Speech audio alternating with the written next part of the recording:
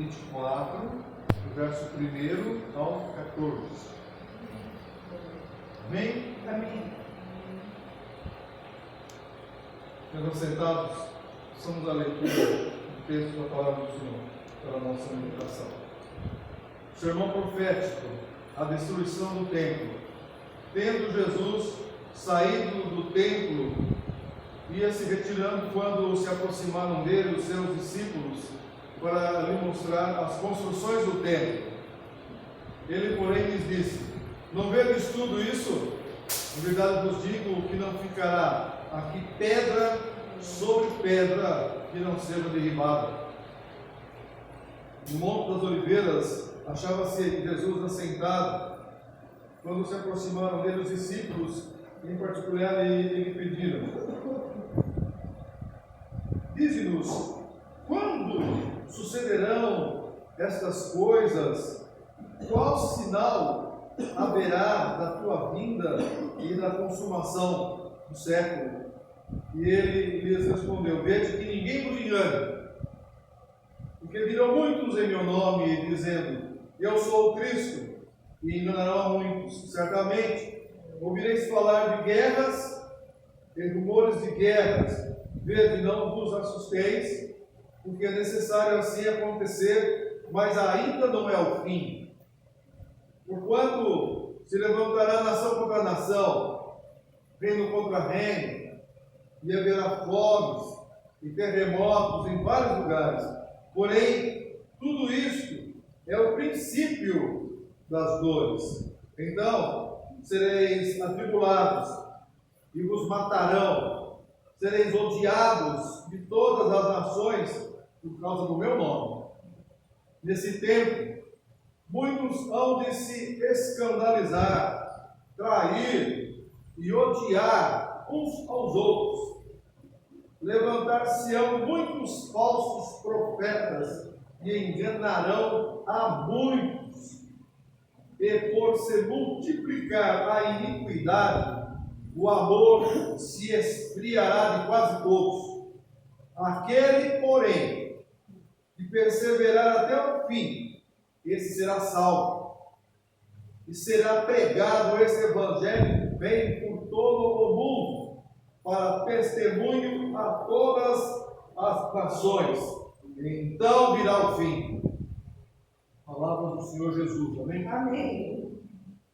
Jesus, ao ser questionado pelos seus discípulos, mediante tudo aquele que trazia a conhecimento sobre o que aconteceria no decorrer dos tempos, inclusive da própria destruição, e falar da destruição do templo de Jerusalém, era algo realmente muito preocupado. Os judeus tinham e têm uma afinidade, algo assim tão profundo. Jesus disse: esse templo ele vai ser destruído. Realmente foi. Hoje, se nós formos a Jerusalém, o que restou do templo nessa época é só um muro. Muro das Lamentações nada mais é do que o que sobrou daquela época. Foram construídos outro, mas naquela época ficou um muro. Historicamente ficou um muro. Se comprovou, se concretizou, né, a profecia de que não ficaria pedra sobre pedra. Mas a questão maior dos discípulos estavam muito preocupados. Mas peraí, vai acabar? Quando vai ser? Como é que vai ser? Né? Jesus traz um relato escatológico que nós vimos, né? Guerras, terremotos, muitos vindo dizendo que é o Cristo, enganarão a muitos, enfim, muita traição, muito ódio, muito escândalo. Mas não é o fim. Ainda não é o fim. E ele termina no verso 14 dizendo: mas é necessário, é fundamental, é a situação primordial para que isso aconteça, que o Evangelho seja pregado em todo o mundo. E nós sabemos que ainda falta muito lugar para ser pregado o Evangelho na face dessa terra. Palavra do Senhor Jesus. Mas eu quero nessa noite nos atentar ao verso, principalmente ao verso 12, quando ele fala de iniquidade. Iniquidade. Primeiro precisamos entender o que significa essa palavra iniquidade. Por aumentar, né? Por se multiplicar a iniquidade. Não é nem aumentar, é efeito multiplicador. Um faz, o outro faz, o outro faz, é uma bola de neve e vai ver quando todo mundo, aquilo que era para ser uma coisa repudiada, acaba se tornando normal no meio dos homens. Né? A maldade institucionalizada, coisas sendo feitas que nós pensamos como pode. Só o homem é capaz de fazer algo contra ele mesmo, não vai fazer isso. Então, compreendamos que a palavra iniquidade do grego, existe um termo chamado anomia. Esse prefixo no grego, sempre que uma palavra está em grego, quando você com a letra A, ele significa ausência de alguma coisa. Né? E o nomia, nomos no caso, é lei. Então, quando se junta anomia, é ausência de lei. Iniquidade está ligado à questão da ausência, a terra sem lei, né? Faz o que quer, não tem respeito de nada, fora da lei. Portanto, iniquidade significa literalmente o quê? Ilegalidade, rebeldia, desprezo pela lei de Deus. Não se trata só de se cometer um erro pessoal, isolado, não. É muito mais que isso. Acaba se virando um estado de espírito, onde a própria sociedade se acostumou tanto com a iniquidade que não se escandaliza mais com ela. Uma sociedade sem freio. Opa! Deixa a vida me levar, toca a vida. Não está muito ligando para as coisas, ignora os mandamentos. Os mandamentos vividos de forma repetitiva e isso que pega mais, não? Não bastasse ser um desrespeito aos mandamentos do Senhor, mas se torna algo comum, até de modo institucionalizado, transformando, e aí está, né? Dando para o pecado uma cara de coisa legal. O pecado acaba sendo um estilo de vida normalizado. Você sabe que hoje, falando nas igrejas sobre isso, sobre o relacionamento das pessoas, nós estamos com situações nas igrejas, que nós também temos um caso assim, em que mais cedo ou mais tarde vai ser necessário se conversar com os irmãos. E não dá para, dentro da igreja, ter relações entre as pessoas que nós sabemos são contra a lei de Deus. Enquanto nós aceitamos não fazemos nada para a sociedade, é como se nós estivéssemos o quê? Apoiando o erro, assinando embaixo. E a Bíblia fala, qualquer relacionamento, o próprio Paulo fala, evita o abrasamento, se une em casa de uma vez. É lei, é mandamento. Nós sabemos situações, às vezes, de relacionamentos incorretos. Pela lei, são ilegais. Contra a lei, é ilegal. Mas a sociedade hoje, né? Esses dias atrás, nós estávamos comentando comigo que antigamente não sei aqui. Eu creio que ainda em São Paulo tinha muito disso aí, em lugares mais distantes da vida. Quando havia um casamento, geralmente no sábado, havia carreata, né? Buzinácio. Opa, tem casamento. Faz tempo que a gente não ouve isso. Antigamente era pelo menos chegava mês de maio, mês de junho, meio de ano, né? Quando você ouvia aquele buzinaço assim, alguém casou. Olha, eu não me lembro que foi uma vez que eu ouvi isso. Mas aí o que acontece? Socialmente falando, de anos, décadas para cá, o casamento tomou um lugar que o lugar de casamento é o ficar. Ficou. Como assim? Esses dias conversando com o meu irmão lá, veio o seu filho, tá legal, tudo bem. E às vezes, ele mora lá no Bonville, agora no bairro nosso. Mas ele está lá. Não, agora ele está com a noiva dele, eles casaram? Não. estão juntos. Ah, estão juntos. O que você vai falar numa situação dessa? A gente deseja sempre um bem, né? Felicidades. Mas o que dizer aos homens da palavra de Deus diante de uma situação como essa? É isso que fala um estilo de vida normalizado, né? Como se o pecado, nós sabemos muito bem que o pecado é errar algo, né? Tem se tornado tão comum na vida das pessoas que, pasme, né? Adentrando a igreja. Isso traz consigo, Paulo não, Mateus, quando fala, usando as palavras de Jesus Cristo em Mateus, ele fala, olha, e por significar a falta de respeito pela lei, né, o amor começa a esfriar. E quando o amor esfria, né, ele é porta para todo tipo de situação que nos assusta e temos visto acontecer diariamente. Essa relação com o esfriamento, no mundo de hoje, está muito descarada, a gente vê diariamente. Jesus conecta diretamente o aumento da maldade à perda de amor. Ele fala, está vendo? Se a iniquidade é a prática ilegal, é o habituar-se com as coisas como se elas fossem normais, né? Então, hoje, quando vemos atitudes de violência entre as pessoas, principalmente agora com o feminicídio, que isso é uma coisa terrível, né?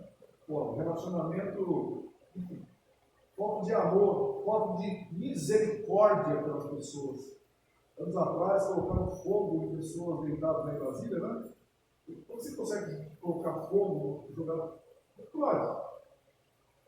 Falta de amor, falta de misericórdia, falta de paixão pelas almas, né? Mas isso tem multiplicado pela maldade. A maldade tem aumentado e tem esfriado, né? Jesus faz essa conexão entre a maldade, né, e a perda da empatia, perda do afeto. O que leva uma filha a planejar a morte dos pais, por exemplo? Leva um filho, né, a planejar a morte de uma forma tão terrível, ser a mente que levou alguns a cometer esse crime. Falta de amor. E os motivos que nós podemos ver alguns deles, baseado no que Jesus fala, primeiramente, é porque as pessoas não estão tendo mais confiança umas nas outras. Né? Nesse tempo, muitos vão se escandalizar, trair e odiar uns aos outros. Né? Insegurança, não se confia. A proliferação da traição, da injustiça e do egoísmo faz com que as pessoas fiquem em quê? Na defensiva, fechando o coração do próximo. O filme que nós assistimos para um tempo atrás, chamado Second Chance, um projeto. E uma das coisas que me chamou a atenção nesse filme é quando vai pôr um pastor, ele movido pela compaixão, e vai ajudar uma pessoa que vem pedir ajuda. E ele é muito chamado a atenção, mas ele é orientado a não fazê-lo. Por quê? Ele não conhecia a rotina da igreja ali naquela região, e aquela pessoa que estava pedindo ajuda não queria o dinheiro para uso para alimento, queria para outra coisa. Eles não davam. Realmente não se convém. Realmente, numa situação como essa, de entorpecer de drogas, né? Se dá dinheiro, vai lá e coloca por isso. Pois é. Mas não é só isso que eu estou fazendo. Você vai lá e ajuda uma cesta básica. E pega, vai e coloca. Tempo atrás, nós ajudamos um rapaz lá, no mercado, pediu, comprou, ele saiu na minha frente do mercado, foi na praça, dá para outra pessoa, em forma de pagamento de uma coisa que ele devia, da droga que ele comprou e não pagou. Estava confiado.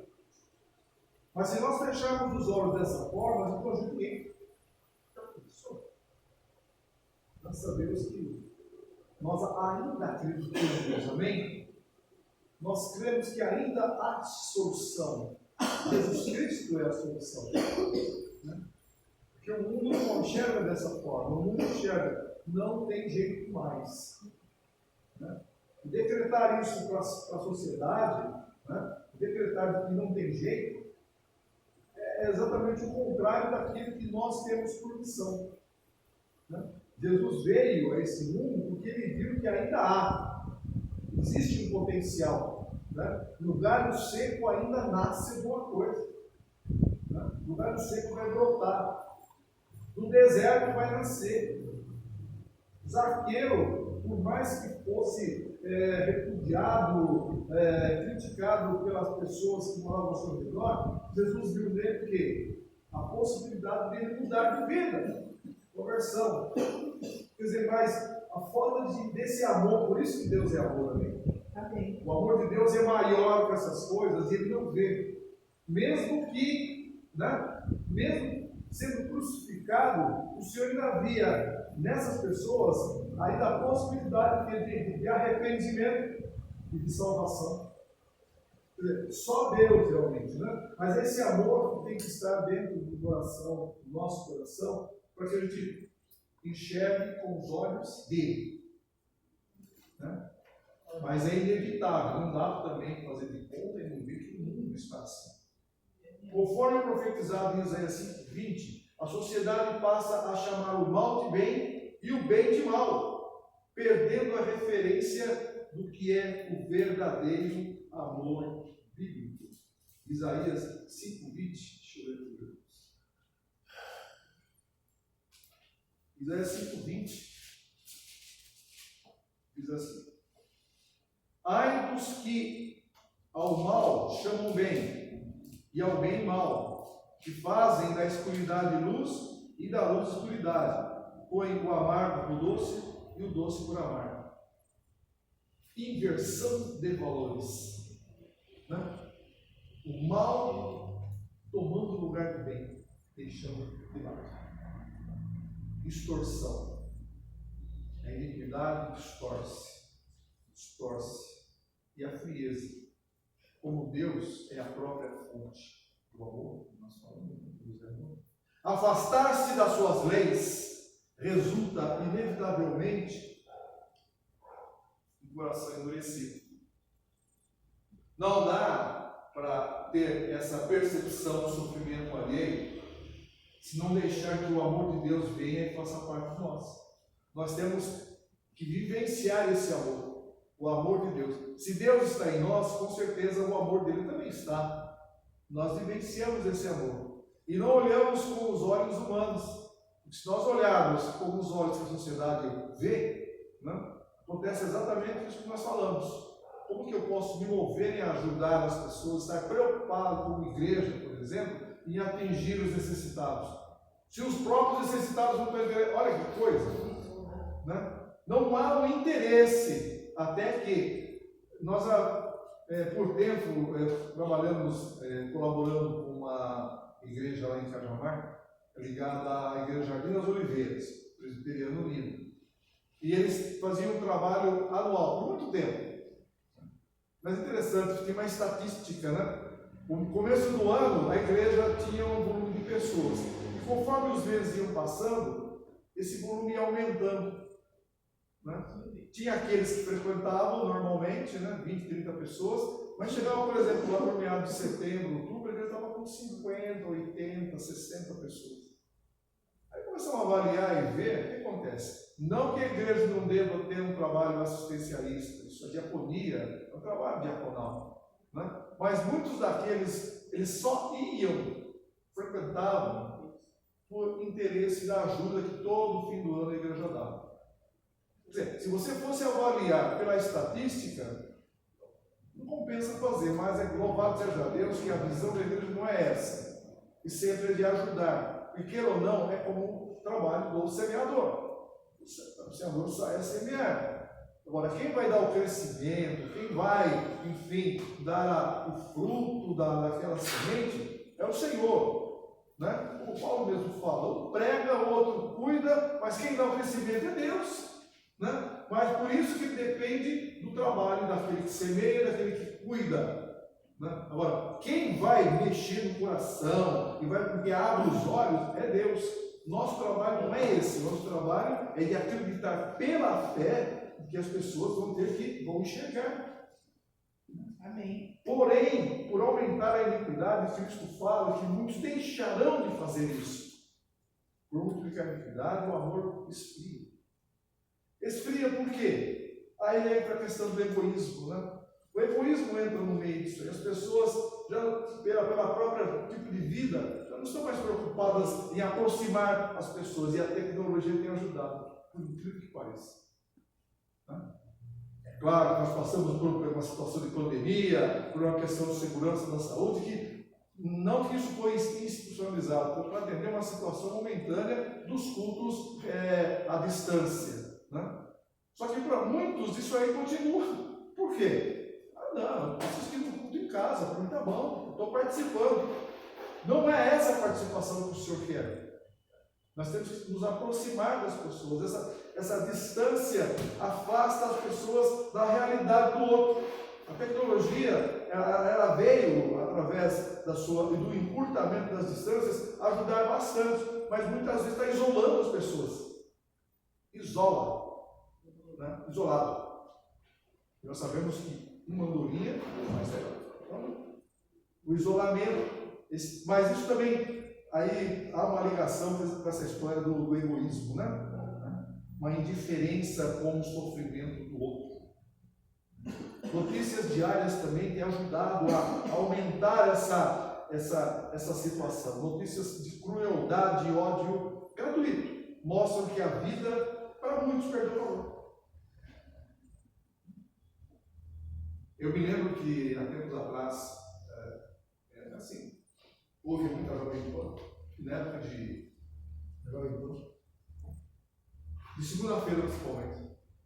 Então, vi aquela notícia assim, principalmente em dias de segunda-feiras feriados prolongados, em que as pessoas viajavam. Então, vinha a estatística aí também de carnaval, né? Como é que pode uma estatística dessa, né?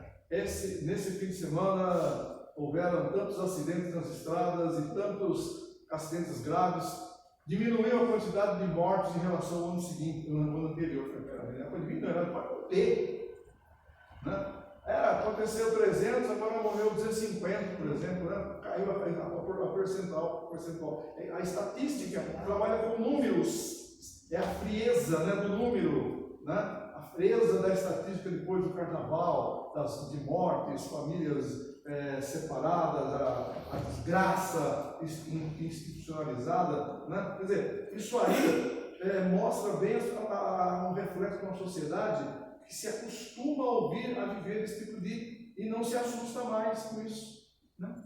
Não se assusta mais, porque para muitos, né, para quem tantas guerras, né, pode alguém apontar um míssil na cidade e mandar um míssil para lá, saber que tem gente lá. Só o fato de apontar isso, não bastasse ameaçar, ameaça já é uma atrocidade, uma violência, né? Não bastasse ameaçar, ainda vai em dias de fato e joga uma bomba lá e mata a gente e fala, fiz um favor. Foi para quem? Falta de amor. Né? Relações familiares em crise. Isso não é de hoje, né? Relações de amizades frágeis. Né? Amizades que muitas vezes são mais para ter uma vantagem que outra coisa. Esse tipo de situação. Então, a exortação para nós nessa noite, não só essa noite, mas sempre, primeiramente, perseverança. Né? Aos discípulos, Jesus fala: olha, vocês querem saber? Tudo isso vai acontecer, mas isso não é o fim. Ainda não é o fim. Terremotos, temos ouvido. O Brasil está sendo assolado por tempestades como a semana passada, que eu particularmente nunca tinha visto dessa maneira. As coisas estão no mundo, está mudando. Né? Houve aquele terremoto na Venezuela, né? Houve reflexo no Nordeste. Teve alguns estados do Nordeste que sentiram. O que está acontecendo com exatamente isso? O que isso está dizendo através desse texto que nós vemos? Essas coisas vão acontecer. Não se assustem com isso. Ah, Senhor, vai acabar o mundo. Ainda não é. Ainda não. Ainda não. Apesar do cenário que o Senhor Jesus, através desse versículo, ele nos traz, no versículo 13, quando ele fala que aquele, porém, né, e ele fala, olha, tudo isso vai acontecer, por isso persevere. O que é perseverar? Não se abale. Não mude a sua forma de ser, não mude a sua maneira de ser, porque as coisas estão acontecendo assim, moçada, você não entende. Mas tudo isso é fruto de confiança. Né? Ou nós confiamos, né, em Deus, ou nós começaremos a ter situações, crises do quê? De dúvidas. Será que vai? Será que não vai? Será que agora, Senhor? Os discípulos estavam assim. Peraí, não estou entendendo, Senhor. Mas peraí, como é que eles estão me falando que vai acontecer? Quando vai ser? Quer dizer, por que quer saber quando vai ser? Vamos preparar. Não. A Bíblia nos ensina que nós temos que estar preparados todo momento. Né? Perseverança nos leva a procurar o que? Estar preparados, porque nós não sabemos o dia de amanhã. Alguém sabe? Ninguém sabe. Conversamos com pessoas que, nossa, o que aconteceu com aquela irmã, aquele irmão? Aconteceu aquilo que nós já sabemos. A nossa finitude, a nossa vida tem fim nessa terra. Quando vai ser? Não sabemos. Exatamente por não saber, que a exortação é de perseverar, né? Ser fiel ao Senhor, aos seus mandamentos, como o salmista fala no Salmo 1, né? Meditar na lei do Senhor de dia e de noite, né? Não sentar-se, não perder tempo com coisas que não levam a nada, né? Se firmar como árvore, como raiz, junto a ribeiros de águas do Senhor, né? Dando fruto. Né? Dando fruto. Uma vida que não é só para si, mas para os outros, né? Que afeta e que mexe com os outros. Por isso, apesar desse cenário de degradação social, esse versículo nos fala que nós temos que ser resistentes. Perseverança tem a ver com resistir. Resistir ao diabo, ele fugirá de nós. Resistir, não quero, não é para mim, não é o que eu aprendi, não é o que o Senhor quer da minha vida. Ah, mas agora acabou. Não. Eu estou na mão daquele que conduz a minha vida. Ele sabe a hora certa. Eu confio nele. Aquele que perseverar, quer dizer, depois se confiar no Senhor, se colocar no Senhor, confiar no Senhor, não se assustar com as coisas que estão acontecendo, mas sabemos que os anjos do Senhor estão acampados ao nosso redor, por mais que venham as tribulações, o Senhor nunca vai nos abandonar, e a promessa de Jesus está conosco até o fim. Então nós temos confiança, sabe? Então eu não estou só, nunca estarei só. Né? Uma promessa do Senhor. Isso nos traz o quê? A certeza que temos que estar firmes na fé. Amém. Amém? Amém. Estamos firmes aqui, né? Na fé. Na fé. Não é apenas um alerta que o Senhor Jesus está dizendo para a gente, mas é um convite para não deixar que o coração se corrompa pelo clima de hostilidade ao redor. O que é isso, meu irmão? É não deixar se levar que esse mundo não tem jeito mesmo, Jesus não vai voltar mesmo. Não, firmes nas promessas do Senhor. Amém. Firmes. Eu sei em quem eu acredito. Não se corromper pelo clima do desespero, da hostilidade, do olho por olho, né? E fazer algo que o Senhor exorta a nós, né? Bem assim, nítida, clara no mandamento, quando nós temos sempre falado, e vamos continuar falando, de ter o Senhor, né, como o principal alvo da nossa adoração, adorá-lo acima de tudo, e ao próximo como a nós mesmos, né? Isso é praticar, manter o cuidado, não só conosco, mas com o próximo. e não só com o próximo, com os valores do Evangelho, e esse é o compromisso da igreja, e é por isso que ela está fazendo 123 anos, porque foi ele que abriu, amém? Amém. A porta que ele abre, ninguém fecha. Aleluia. Não pensa que foi fácil no início, nunca é, Nunca é. e nunca vai ser. Para Jesus mesmo fala, não tereis aflições, mas tem bom ânimo. Não pensa que vai ser fácil, mas é com luta, com trabalho, com dificuldades que a gente consegue, é assim, sabe? Praticando bem, mantendo os valores do Evangelho, andando na contramão desse mundo, na contracorrente de uma sociedade corrompida, onde vale muito mais o que a pessoa tem do que ela é.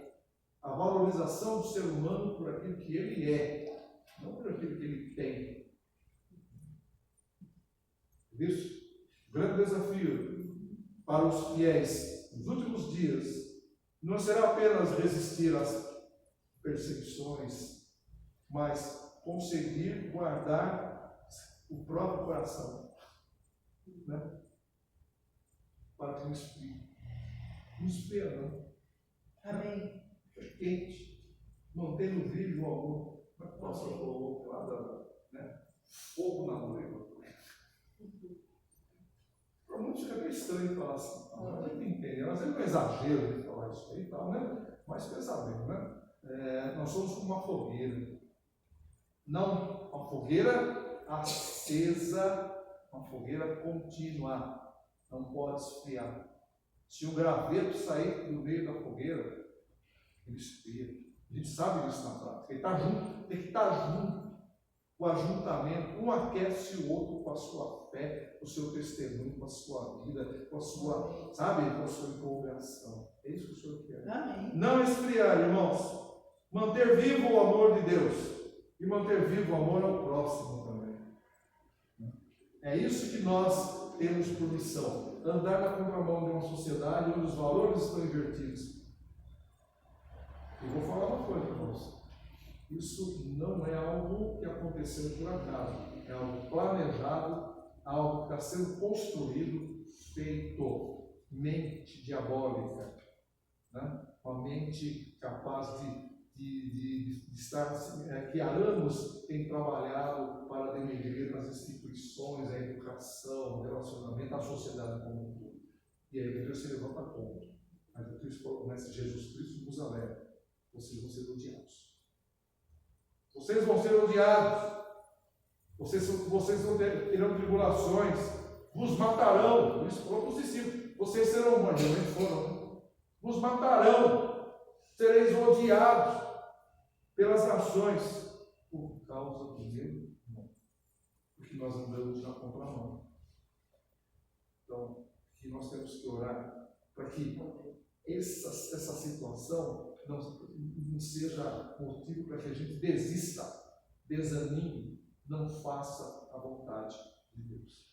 Porque o que move o nosso coração é o amor dele sempre, em nome de Jesus. Amém? E essa igreja está aqui por isso, e para isso, para ser usada por Jesus, para levar o seu amor a uma sociedade corrompida. Amém, irmãos? Amém.